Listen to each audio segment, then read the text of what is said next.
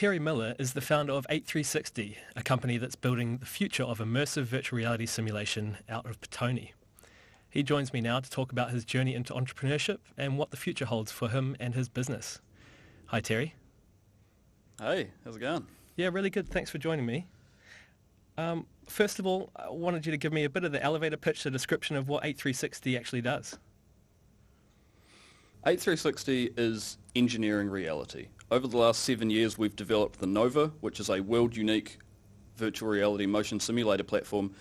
And the idea is that it's a virtual vehicle.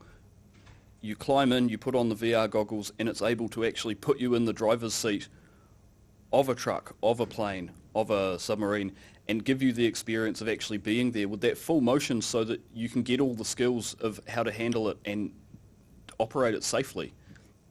And the idea is, as a simulator, it is cheaper and more practical and much safer than doing this in real life, but you can get those skills to make it safe when you do it in real life. Excellent. Yeah, I mean, I can see a lot of applications for that. We'll chat about that a little bit more, but I want to go back to right to the start, and perhaps you could tell me a little bit about your background, where you grew up, and how you sort of got into engineering and business. So I'm a Wellington boy. I've lived in Petone pretty much my entire life, and I was always interested in technology and computers and how things worked. I was that kid that took apart stereos and household appliances to find out what was inside because I wanted to know, and it means that you can fix it. And there's something about understanding how stuff works and having that ability that I've always wanted.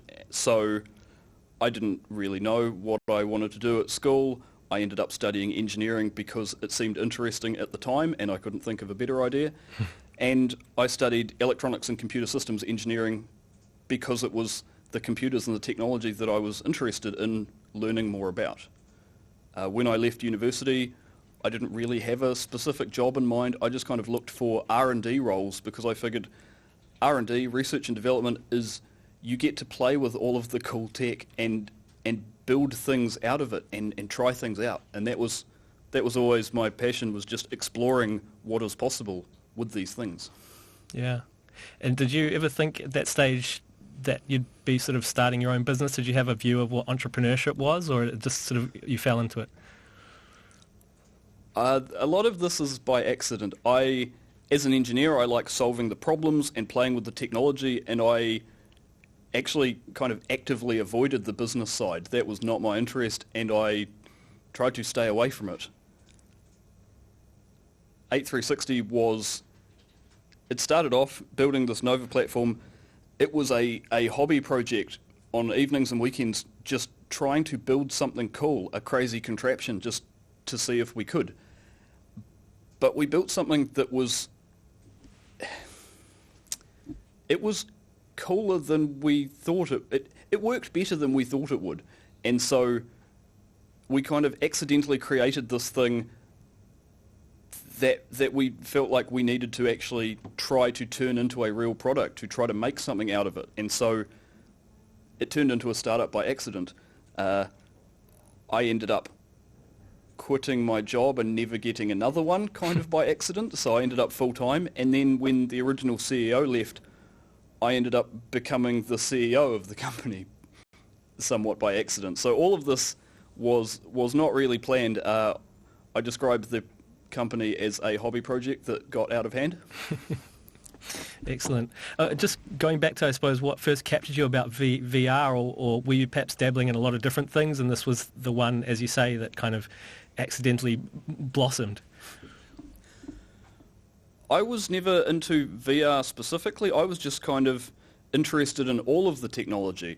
When I was at university, VR wasn't really a thing. In fact, the Oculus DK1, the original kind of prototype, that wasn't released until the year after I graduated. And so I was aware, in the tech news, I was aware that VR was a thing and it was coming, but it wasn't until we started discussing the plan for Nova and what it could be and the different technologies that we should put in it.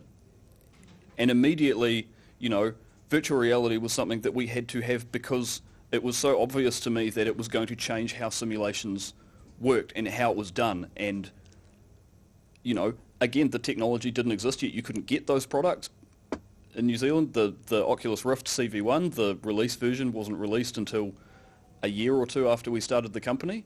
But I knew that we had to have it, and so it was kind of, we were building the tech waiting for this to be available.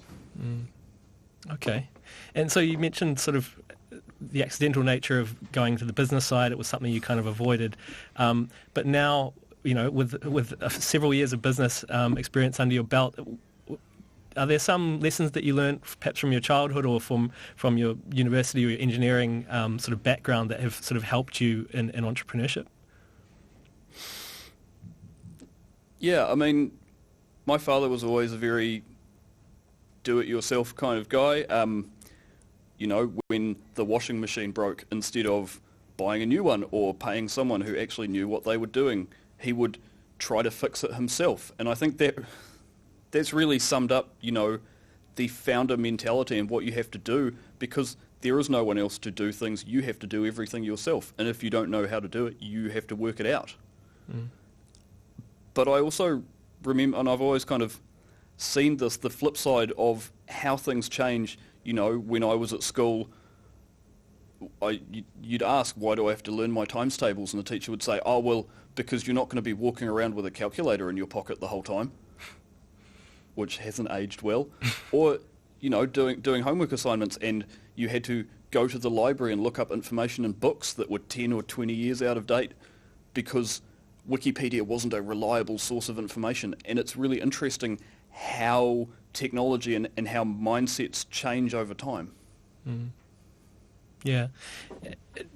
Some of the difficulties perhaps that you've encountered on your journey, what are some of the most difficult aspects of, I suppose, the engineering but also the business side?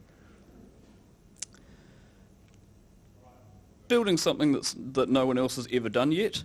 You know, when we came up with the concept, it was sort of, why has no one done a spherical, untethered simulator platform before? It turns out because it's difficult. But I think, you know, doing a startup, trying to build something from scratch, it's stressful, and it's long hours, and it's tiring, and it's difficult. And I am naturally the sort of person who likes a stable, predictable, calm environment, and startup life really isn't that. And so I think the most difficult thing on this journey has been getting used to living in this uncertain chaos the whole time and being able to function and to get things done. Yeah. And I suppose you have to lead a culture of that within your team if it's not something perhaps that comes naturally to you. How do you sort of imbue the company with the culture that you want it to follow? One of the most important things that we try to emphasise for the whole team is that founder mindset. You know, it's not about job titles and roles, it's about doing what needs to be done, and if you don't know how to do it, you work it out because it needs to be done. We try to, you know, we have to solve problems, and there's uncertainty and unexpected issues and things, and we have to deal with that and work out how to move forward and keep things moving. Hardware is hard and costly and expensive and time consuming, and so I'm always pushing this thing of MVP, minimum viable product. And that is essentially doing the bare minimum. And it goes against engineering kind of common sense to do a bad job on purpose, but it's really important to remember that we're not just developing this product, we're actually engineering a company and a business. And so the motivations and the goals and the success criteria are different, and we can't lose sight of that. The most important thing, I think, is to remember why we're doing this in the first place. Because it's cool and it beats having a real job.